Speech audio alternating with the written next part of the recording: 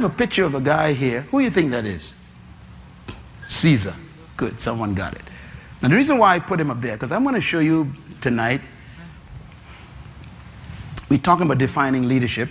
I want to show you tonight where we got our leadership mentality from. It came from this guy right here. Now Caesar was not a Greek.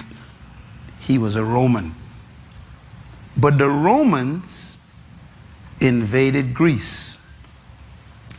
The Greeks were the first civilization who documented systematic study of human behavior. This is important. If you want to sound smart, write what I said and then repeat it. Let me say it again. The Greeks were the first civilization to document systematic study, research on human behavior. So the Greeks were what they call intellectuals. They were called from the Hellenistic period. This was the period of humanity where reason became God. Reason means they reasoned out everything. It's another form of humanism. The Greeks were thinkers. Everybody say thinkers. They were very dangerous because they were thinkers. Thinkers will always rule doers. So the Greeks were the first ones who produced all this material on human behavior. As a matter of fact, three of the most famous leaders from that group, you know them or heard about them: Socrates, Aristotle, and Plato. They were Greeks. They invented things like Democrata.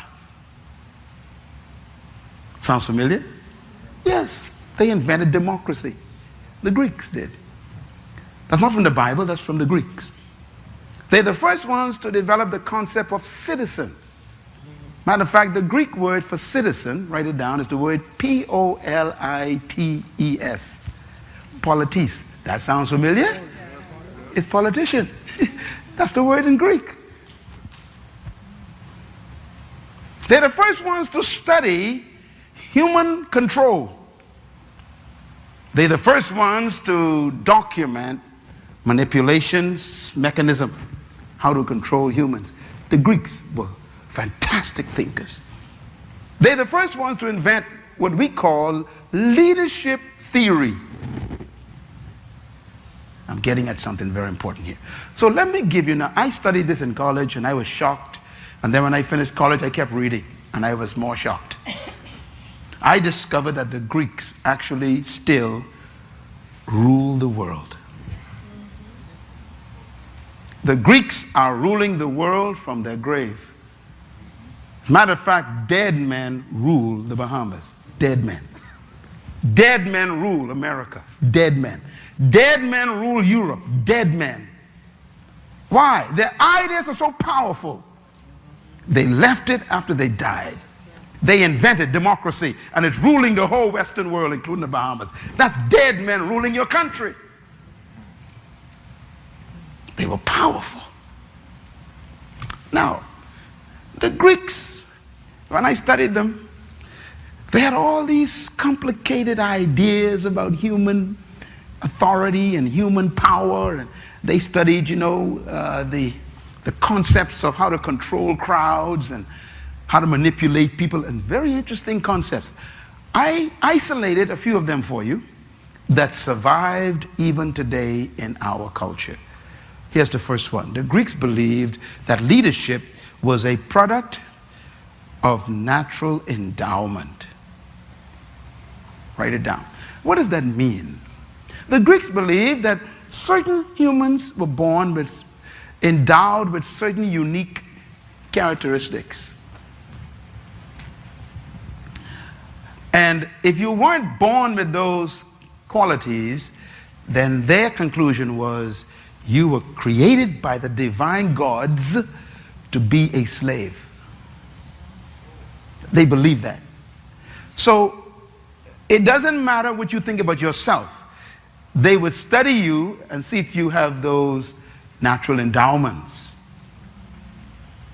If you don't have them, It doesn't matter how many degrees you get from college. You are simply an educated slave. That's a Greek idea. Another one of their beliefs is this: leadership is a product of birth traits. The Greeks believed that you who were born with certain unique traits were automatically leaders. Those who were born without those traits are automatically slaves. So their society was very, very neat. No traits, traits. Slaves, leaders. Let me give you an example, because when I read the traits, I became a little bit sick. One of the traits were, if you were born with sharp pointed nose, blue eyes, fair skin like white, and thin lips. This is written in their document. You were born to be a leader. Now you know I canceled, right? That's it for me. I done lost a long time. I got dark skin, big nose, my lips big. And my hair is not blonde, and my eyes ain't blue. I'm a slave. So if I was born in Greece 2,000 years ago, there's no question where I belonged. So you just know where to go. You just behave yourself. So you were relegated by destiny to be a slave. The Greeks believed that. The third thing the Greeks believed is very interesting. The Greeks believed that leadership was a product of providence. Providence means the gods chose you to be leaders. Therefore, those who were not chosen by the gods were destined to be followers. Destined means you ain't got a chance to be a leader. Now, this is very important here. So you ever wonder why the Greeks had so many gods? They were polytheists. That's a big word. It simply means many gods. It's the Greeks who had gods like Zeus and Apollos. These are Greek gods. They had gods like Diana of the Ephesians, all these weird gods. They had hundreds of gods. Matter of fact, the Greek rulers believed they were sons of the gods. That's why the word Hercules is a Greek son of a god. All them stories you hear, these are Greek myths. And they're saying that those who were born and not chosen by the gods are supposed to serve us who were chosen by the gods. In other words, you were born to serve me. If you got big nose, black skin, thin lips, if your lips were big, you're my servant. If your hair was not blonde and it was nappy, you are a slave. So this is serious. So this is the philosophy of the day.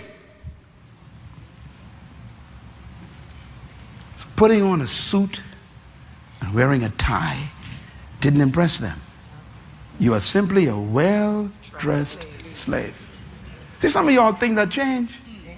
That's why I'm getting to it slowly. I'm working my way there. See, some of y'all think that because you came back home with a PhD, that they ain't gonna bring the white consultant in and work over you. And you got more degrees. Because somewhere in their twisted mind, they are still sick with Greek thinking.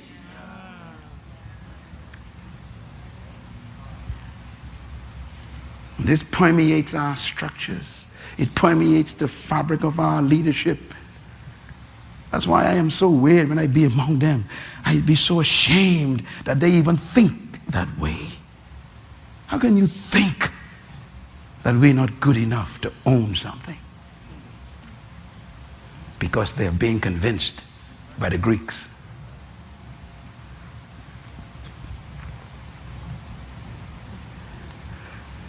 The last one, the Greeks believed that leadership was a product of charismatic personality. You'll find this in the writings. Go on the internet, you type in charismatic personality, the Greeks will come up. The Greeks invented the word charisma. That's a Greek word. Do you know what it means? Write it down. It means gifts of the gods, plural, or giftings of the gods. Charisma. Charisma. Gifts of the gods. Charis, gifts. Ma, gods. Charisma, gifts of the gods. In other words, the Greeks believed that people who were born with certain gifts from the gods were automatically leaders. Let me name some of the gifts they wrote. Flamboyant personality. That's a gift from God. You know, people who are always up front, hey, hey. They say that person was born to be a leader. If you're quiet and very, reserved, they say, oh, you're born to be a slave. Second quality they say is charismatic is ability to speak. People talk a lot. Talk. Like, the one who was talking. They say that's a gift from the God. So if you are quiet, you don't talk, like my wife, you're born to be a slave. My wife wouldn't survive in a Greek culture. The Greeks believed one of the traits that they talk about, this charismatic trait, is one where you are communicative. Like you don't mind talking to people, like getting to know people. You're open. We call it extrovert. Yeah, they say that's charismatic, extrovert spirit. The Greeks say if you have an extrovert spirit, then you are automatically a leader. So anybody who's reserved and careful will automatically a servant, a slave. Now, these are real. Here's the problem. When the Greeks were invaded by the Romans invaded this culture of the Greeks, but the Romans normally would go into a place and, wipe out the place. But when they came to Greece, they saw the beautiful temples, they saw all these gods, and beautiful statues. And then the Romans came to the capital and they saw the library with all these scrolls, all these writings. I mean, thousands of scrolls. And the Romans were so impressed. Now, the Romans are military guys. They're not into thinking. They're into fighting.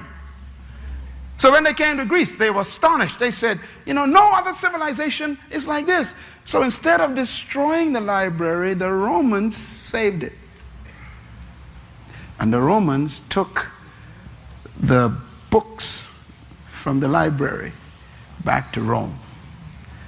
And the Romans studied and adopted Greek theory of leadership. And the Roman Empire ruled the whole world. Those of you who study history, the Romans ruled from Africa all the way up to Scotland. The whole world in between.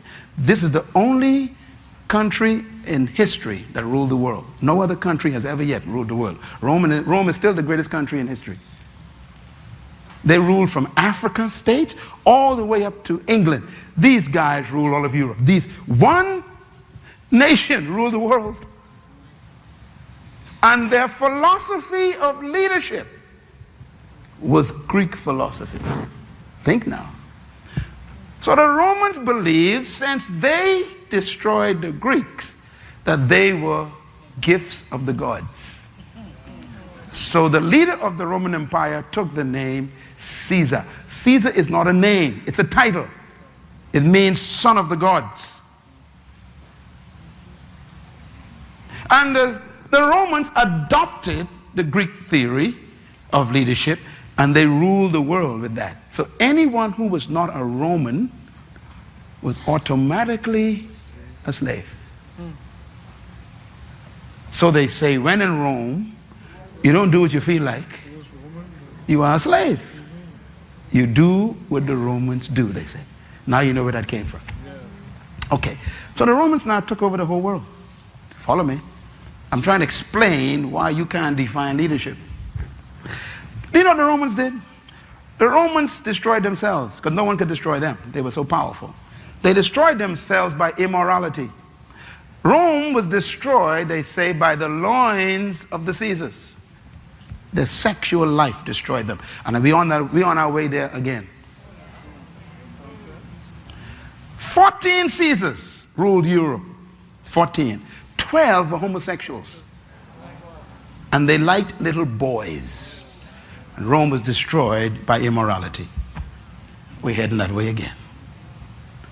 People think, this is new stuff, talking about homosexuality. I'm sitting there going, you old.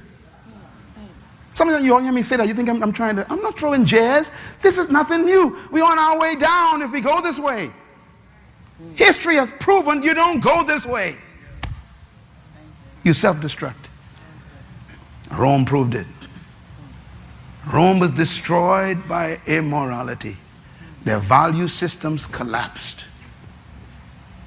They became so preoccupied with the flesh, with pleasure. No one could destroy them from outside. So they imploded. They rot from the inside. The Roman Empire rot. Matter of fact, they were so rotten that they used to kill each other, citizen brothers, to keep the throne. If you read some of the stories, you won't believe the stories. They became so immoral, so valueless, that they would kill their own brother to keep the throne. Sleep with their own mother and their sister, incest, to keep a child on the throne from their own family, because they had no sons or daughters. They would exchange sex. These guys, they destroyed themselves. Immorality. And there are people today standing up in parliaments and senates, standing up in Congress, and they just fighting for the same thing the Romans were destroyed by. It's that man just never learns. The guy said the first time he made a mistake, that's on you. The second time, that's on me. You don't make the same mistake twice.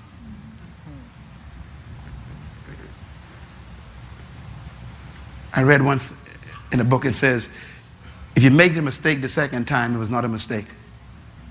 It was a choice. Are we going to choose this way? So the Romans ruled the world, destroyed themselves. Now here's the big part. The Roman Empire did not fall by invasion. It fell by disintegration. Disintegration means it fell apart, like a piece of cake that just broke up in little pieces. That's how the Roman Empire fell apart. Well, you just broke up. And what happened was everybody scrambled for power. And the result was many little kingdoms. Instead of one kingdom, many little kingdoms. Let me give you some of their names. Spanian, Franco, Belgier. Those Roman kingdoms.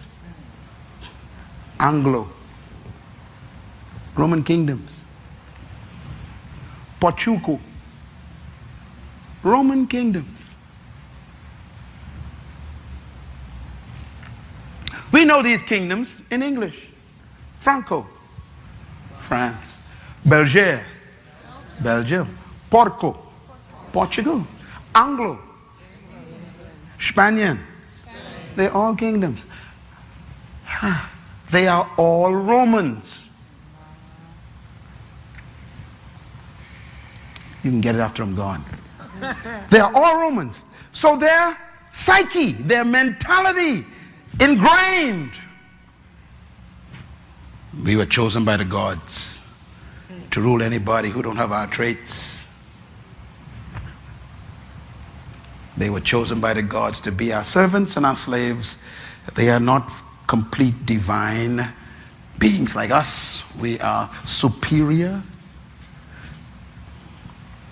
So the French and the Spanish, and the Portuguese, and the British, Anglo, call them Anglican, they decided to expand their kingdoms. So they came to Africa and the Caribbean. And we call it colonization. Colonization is the expansion of Greek leadership philosophy. So going to Africa and bringing slaves over as merchandise was easy. Why? Big nose, big lip, dark skin, peasy head, black eyes. I found 1 million servants, they say.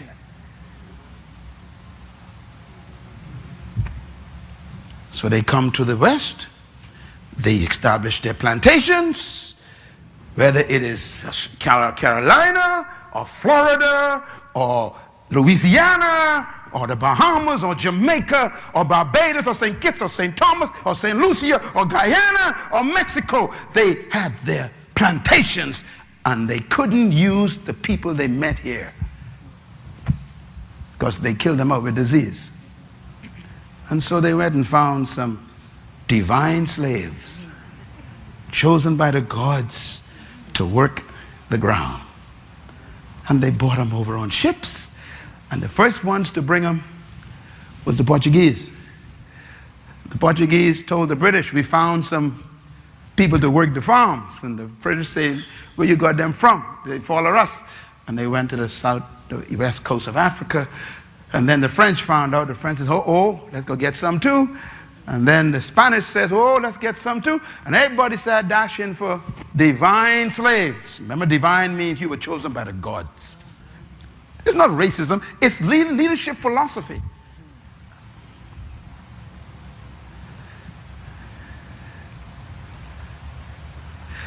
That is in the psyche of the system. So I am here, you are here, some of you of my pigmentation, and millions of us here in the region, because of a leadership philosophy. That's how important leadership is. If the blind lead the blind. We were being led, and they convinced you. Matter of fact, if you read the writings of the oppressor, they wrote things like this. They read the Bible on you. They said, now you must be good slaves. And they gave us Jesus. You wonder why, the black Muslims and people like that rose up? Because they even used Jesus as part of manipulation. Jesus said you must be nice slaves, and then you'll go to heaven.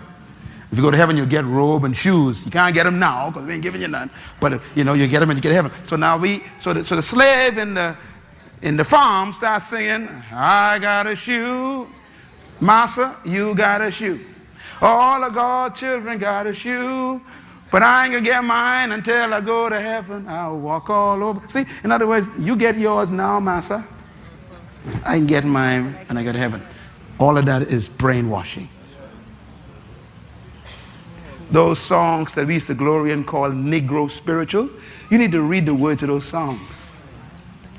They are strong songs of conversion for your mind to make sure you never rise above. I used to sing them, so don't look at me funny. I was born in a little town called Baintown. That was a village of slaves.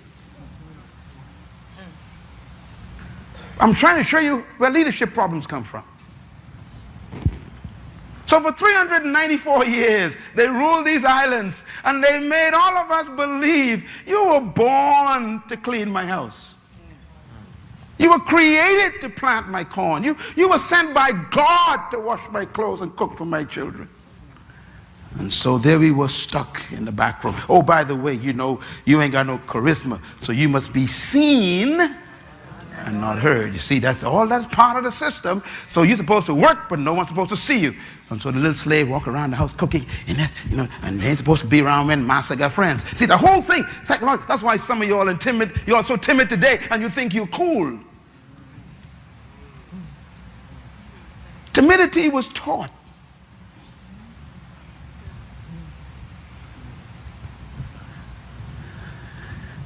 That is why when a man of my pigmentation speaks up, it makes them nervous because you ain't behaving.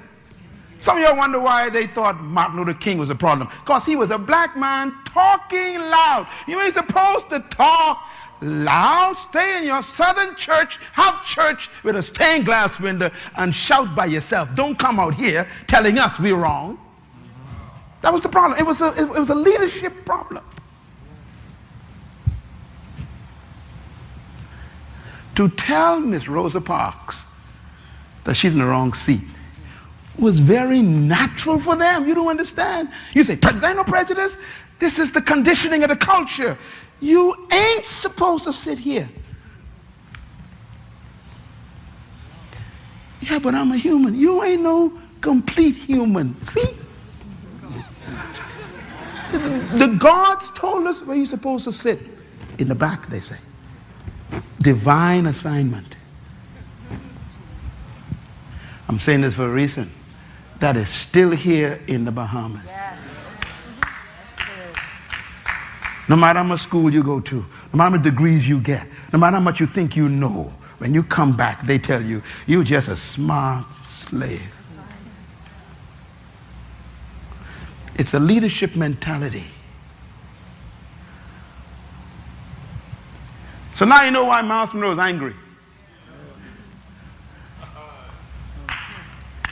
You see why I hate oppression?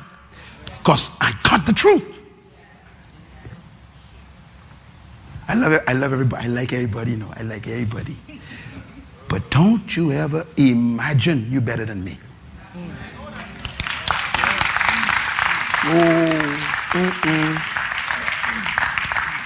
You think you're better? I draw a line. Cross that. That's a Bay in Town talk. You don't know about that. And if a fella draw a line, that means fight start. Tell your neighbor, ain't nobody better than me. Say it. Come on, say it like you believe it. I ain't convinced. Yeah, you go to work tomorrow, you tell them, wait a minute. I went to a meeting last night. Run into the truth.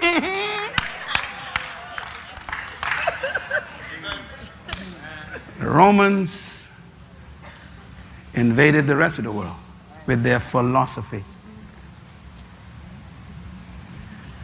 And now we have today, we are only 40 years old, and you think you're far from it.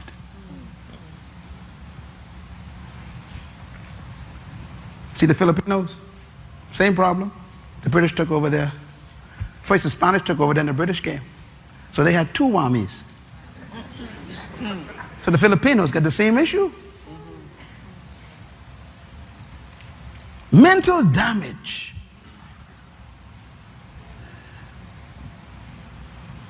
And this is why when a Caribbean man wins a gold medal, it becomes a problem to the systems. What are you doing? Leadership problems. And that's how they define leadership. They defined it by these strange philosophies. And they still exist today. When I paid my house off, I'll never forget, I keep telling this story because I can't forget it. I walk into the bank to pay the last payment on my house. I own my house. And when I signed the paper, the guy says, read it first.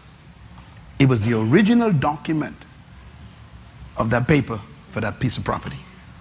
I read the document, the original document. It says, this property is never to be sold to a Negro. That is in the conveyance document in the Bahamas. You hear me, young man? The house I live in was never supposed to be mine. It's in the document. It's a covenant, never to be sold to a Negro. My son and my daughter were with me. I said, I want you all to read that because I want you to remember that. And they read it. I said, don't you forget, we can live anywhere we want to live. This podcast was brought to you by BG Media App and barglobal.net. Please subscribe, like, and share this video. It does help support our productions. Also, please download the BG Media app to access the best works of the world's authors rendered in audiobooks, along with great experience through music, podcasts, and vodcasts.